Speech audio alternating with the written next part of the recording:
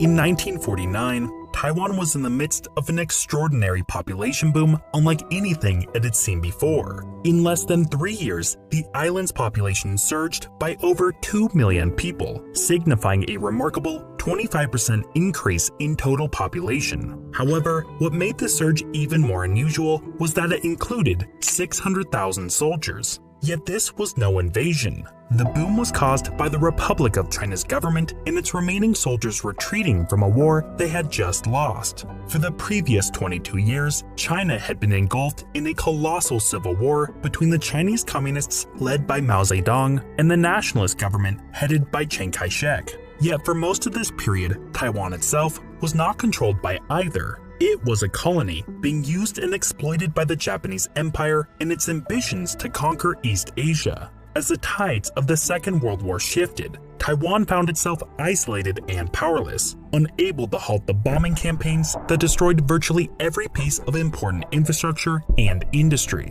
As the war drew to a close, Taiwan was returned to China, but instead of being rebuilt, its resources were siphoned away to fight in the Civil War. As the communists took the upper hand and the nationalists fled to Taiwan, neither side saw this as the end of the conflict. As such, Taiwan for the next 3 decades was ruled not as a newly formed nation, but as a military outpost defined by the heaviest military burden in the world and led by a ruthless authoritarian government.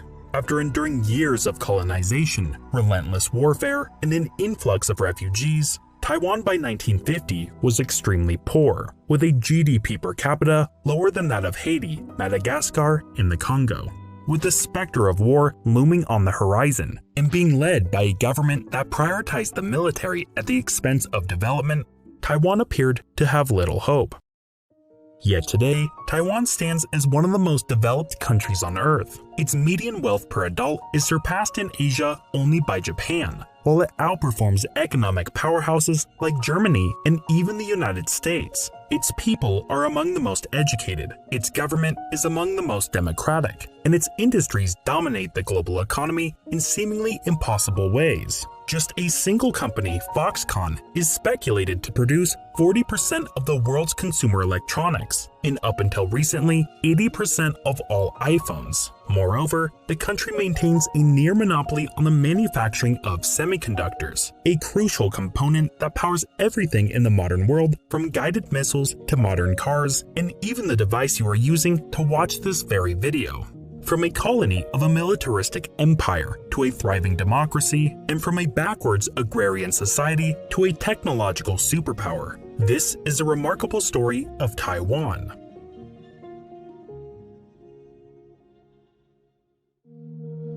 For 2 centuries leading up to 1894, Taiwan occupied an odd position in Asia. It was technically under China's rule, but had mostly been left to fend for itself. China was uninterested in ruling the island directly. Instead, its goal was merely to keep a watchful eye over it. Indeed, Taiwan had a reputation for causing China problems, often serving as a base for pirates, hostile countries, and rebels seeking to topple the Chinese government. Despite this, trade, especially in food, blossomed between the two, with Taiwan becoming a vital food supplier for Southeast China. But this all changed in 1894 as war broke out against the emerging Asian power, the Japanese Empire over Korea. Japan, having recently modernized its military and industry, secured 6 months of unopposed victories, ultimately forcing China to acknowledge Korea's independence and surrender control of Taiwan. Following a brutal invasion, Taiwan became Japan's very first colony.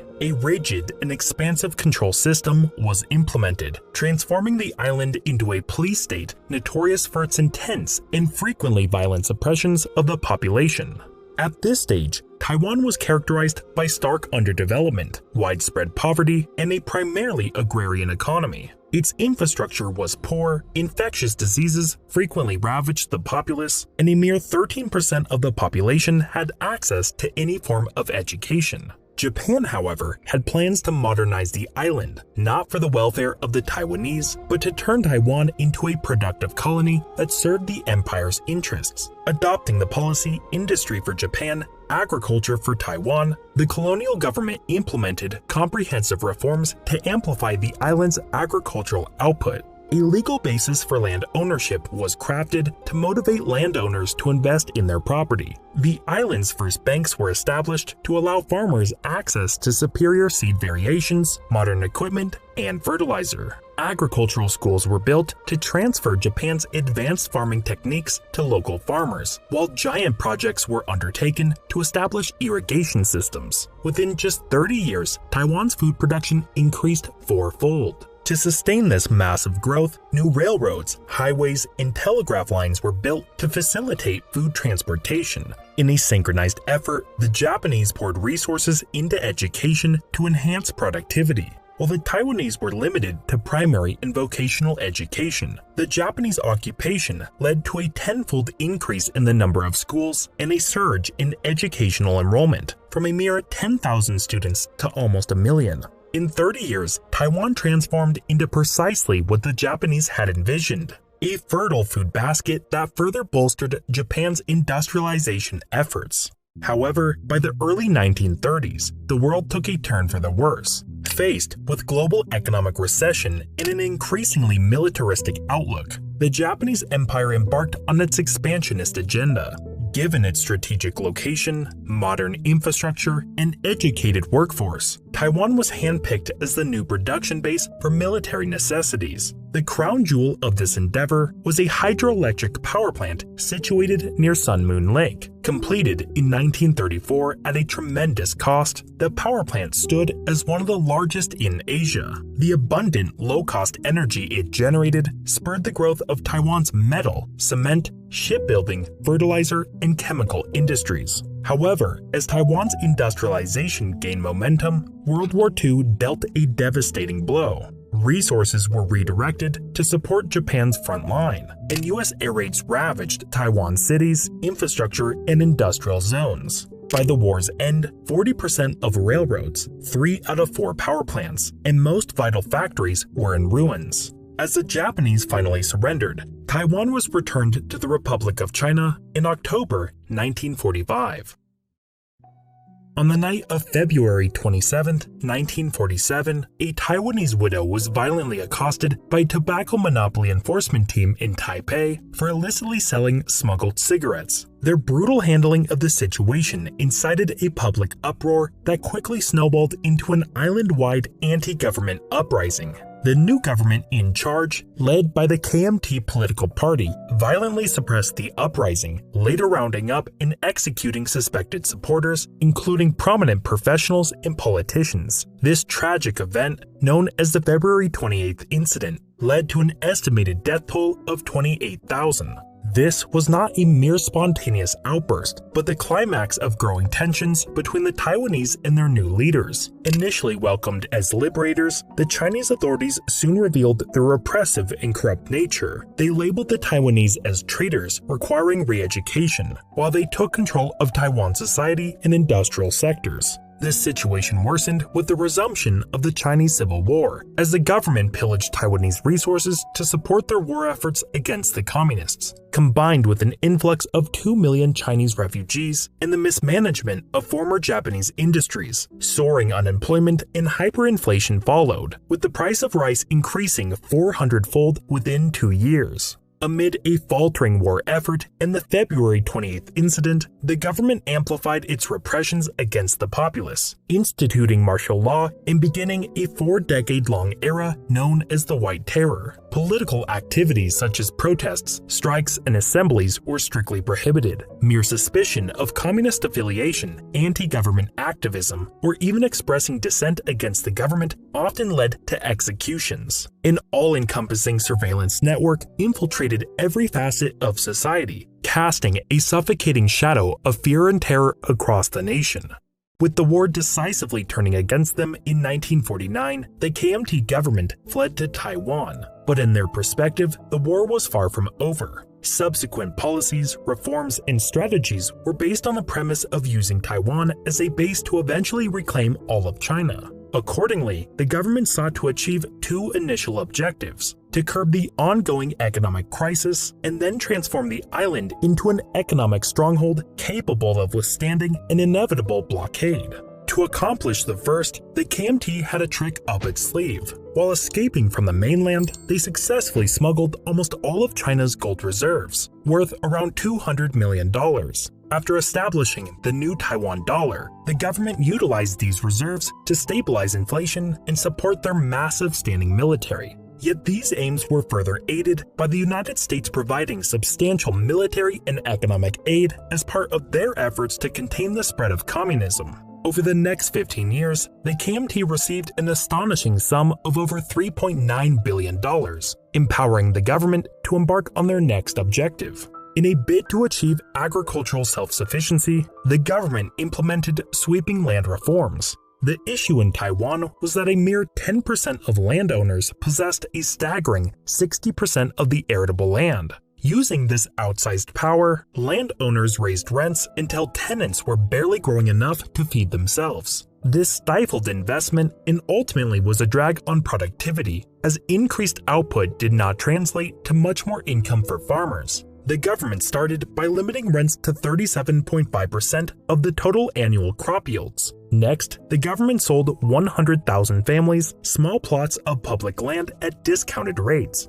Finally, in 1953, the government took all excess land from landowners who held more than 3 hectares, later selling this land to tenants for essentially nothing. This single reform effectively transferred 13% of Taiwan's entire GDP from the richest to the poorest. In doing so, farmers saw their incomes triple, and now that they owned the land they worked, there was added incentives to invest in better irrigation systems, mechanized equipment, and to use more fertilizer. Within 16 years, the value of agricultural output doubled. Taiwan gained food self-sufficiency, and it was now a leading exporter in a range of agricultural goods. On top of this, because farmers' incomes had risen so much, the government was able to squeeze revenues from them, selling fertilizer at higher than market prices and mandating the purchase of rice at lower than market prices. Utilizing these extra resources, the government then set its sights on industry. In order to promote re-industrialization and, more importantly, to conserve limited currency reserves, the government implemented policies aimed at replacing imported goods with local substitute products. A huge list of restrictions, tariffs, regulations, and currency exchange controls made it very expensive to import most goods. As planned, this left room for the government to establish large state-supported companies who produced basic industrial materials.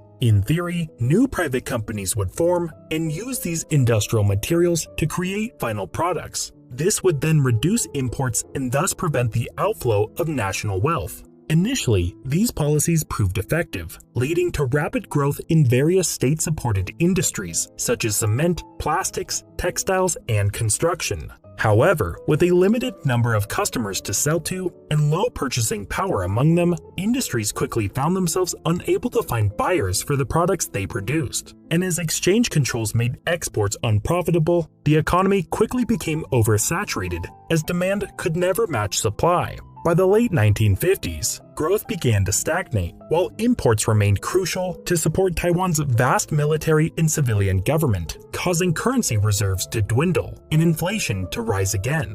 To make matters worse, the United States, in a plot to coerce further reforms, planned to cut off aid by 1965. Faced with these mounting issues, the KMT realized that without intervention, the economy would plunge into crisis.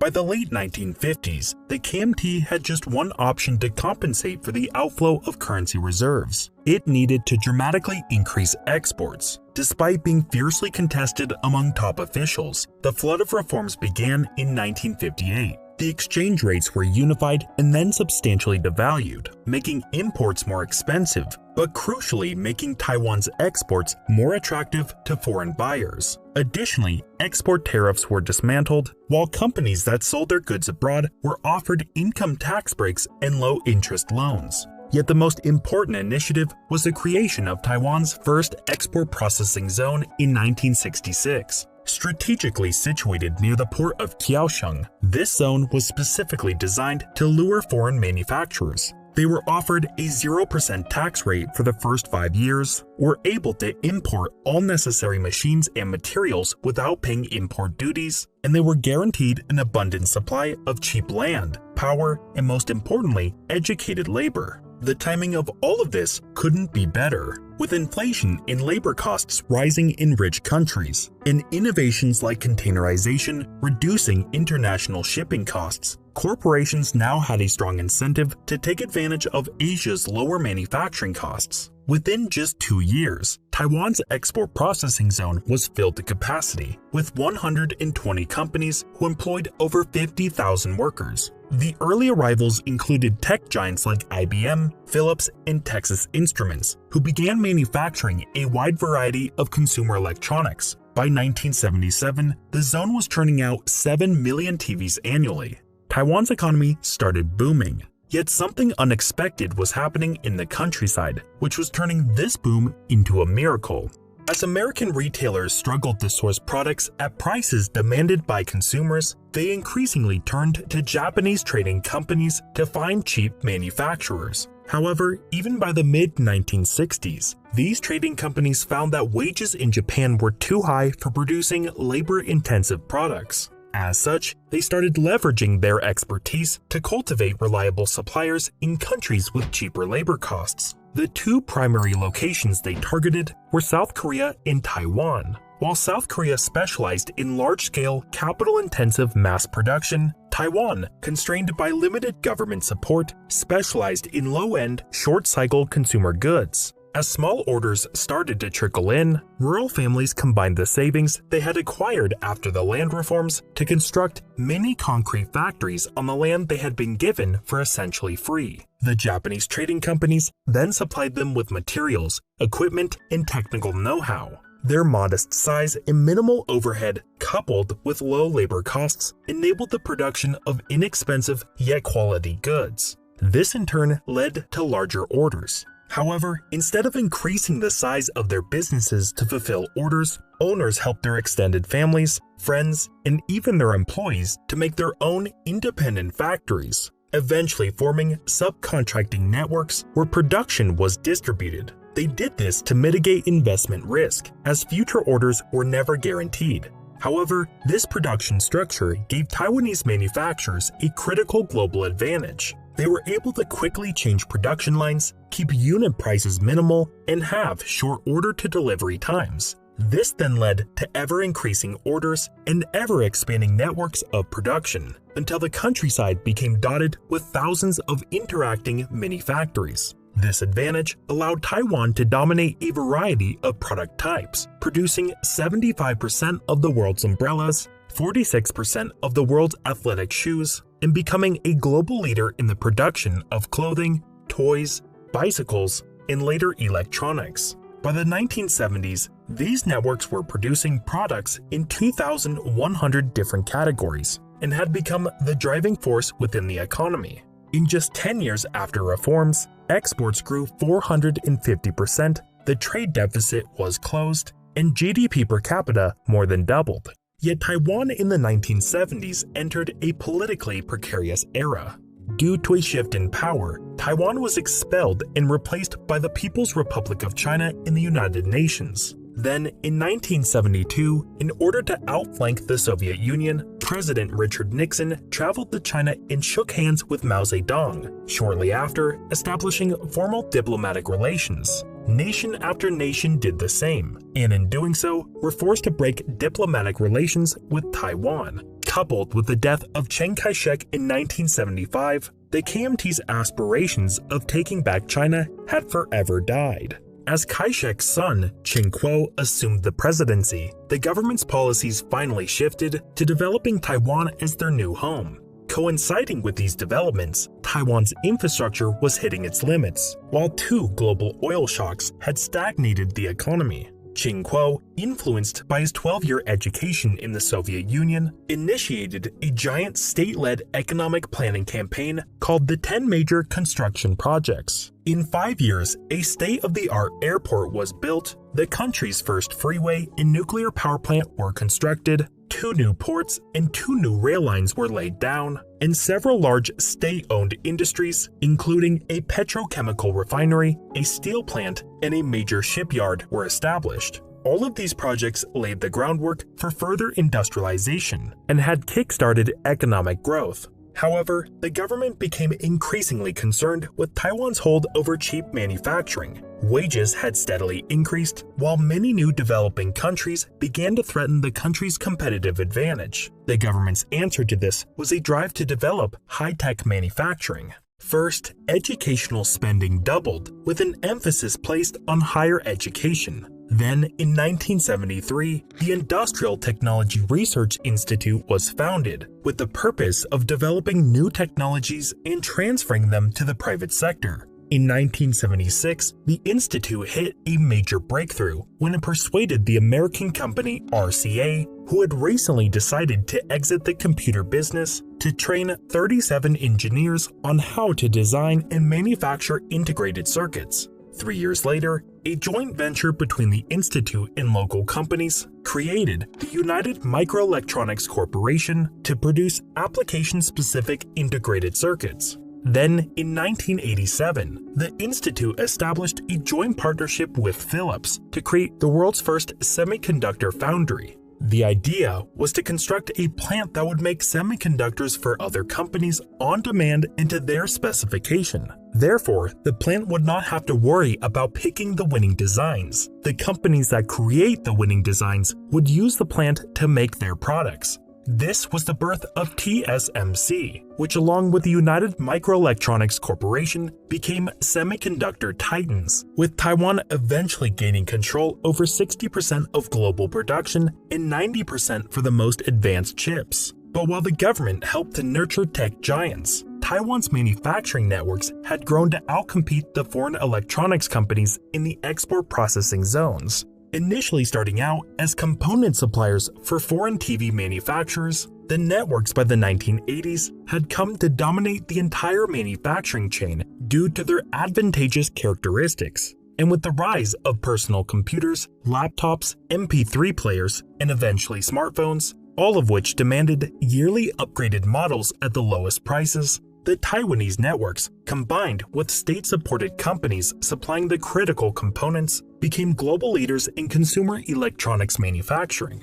By the 1980s, Taiwan's economy seemed unstoppable. In 20 years, its economy had increased six-fold. It was now a leading global manufacturer for cheap and high-tech products, and its people had risen from poor tenant farmers to ones that could afford cars and send their children to universities. Yet as wages increased, manufacturers increasingly found it difficult to make a profit, a problem that was about to suddenly become much worse. On September 22, 1985, the Plaza Accord was signed by Germany, France, the United Kingdom, Japan, and the United States. Troubled by a ballooning trade deficit, the United States had negotiated the devaluing of the US dollar against the other major currencies. In theory, this would boost US exports, revitalize manufacturing, and fix the deficit. Despite not signing the original agreement, Taiwan was all but forced by the United States to comply with the accord in 1987. In 2 years, the new Taiwan dollar increased in value by 50%. And almost instantly, the country had a strange new issue. It had too much money and too little profit. The increased currency value led to speculation, causing stocks to increase by 12-fold while property prices quadrupled. Yet at the same time, manufacturing profits had completely vanished as costs paid for in new Taiwan dollars increased, while revenues paid out in US dollars decreased in value. While the bubble eventually burst in 1990, it was already too late for many manufacturers as profits remained elusive. There was now only 3 options: either close down forever, upgrade to higher-end products, or move to a country with lower labor costs. The last option was made possible due to the government finally letting go of authoritarianism. Indeed, Qingkuo had been gradually loosening political controls while slowly opening the path toward democracy. Doing so was both out of pressure from growing Taiwanese movements against the government and in realizing that after losing international recognition in the United Nations, liberalizing the nation's politics would be critical for sustaining foreign support. In 1986, the first opposition party was allowed to be formed. Protests and free press were no longer forbidden, and in 1987, martial law was finally lifted after almost 4 decades. Now having the ability to freely travel and move money outside of Taiwan, an exodus began for labor-intensive manufacturing, and one location in particular loomed the most attractive yet scariest. China, having recently enacted reforms to grow its economy, began to actively court Taiwanese companies to invest in the country. Much like Taiwan had done in the 1960s, China offered tax breaks, cheap land, and high-quality infrastructure. Despite China remaining hostile to Taiwan's existence, almost all the major labor-intensive industries had started the move. By 1991, in just a single Chinese province, Taiwanese companies had established 4,000 factories which employed over 2 million people. As Chinese exports boomed, increasing by a staggering 2,812% by 2007, a surprising amount of those goods were produced by Taiwanese-owned factories. In 2005, 7 in the top 10 exporting companies in China were Taiwanese-owned. Taiwan's companies had facilitated China's rise to becoming the world's manufacturer, and in return, Taiwanese companies had grown larger than ever before. But while Taiwanese companies have reaped the benefits of China's rise, ever since labor-intensive manufacturers started their exodus out of Taiwan, the once plentiful manufacturing jobs that supported middle-income lifestyles have all but disappeared. And despite headquarters, research and development departments, and capital-intensive manufacturing remaining in Taiwan, wages when adjusted for inflation have stagnated since 2000. Meanwhile, the situation in China is quickly changing. With rising labor and land costs, the disappearance of many tax incentives, and escalating political tensions, Taiwanese manufacturers have started to worry about their future in China. Some have already started the move to Southeast Asia, Africa, and even back to Taiwan. But while manufacturers may move once again, Taiwan's situation remains just as it always has, subject to the more powerful nations that surround it. The Chinese dynasties aimed to subdue it, the Japanese Empire aimed to exploit it, and the KMT aimed to establish it as a military outpost. Today, China aims to reunify it, whether through peaceful means or by force. As China grows more powerful, so do its threats. Yet amidst the surrounding turmoil, it's the resilience of the Taiwanese people that have catalyzed profound change, transforming the nation within mere generations from a land marked by its struggling tenant farmers to an industrial and technological powerhouse. In the ever-shifting tides of geopolitics, Taiwan's true strength lies not just in its industries, but in the enduring spirit of its people, a spirit that promises to light the way, regardless of external pressures, toward a future of its own design.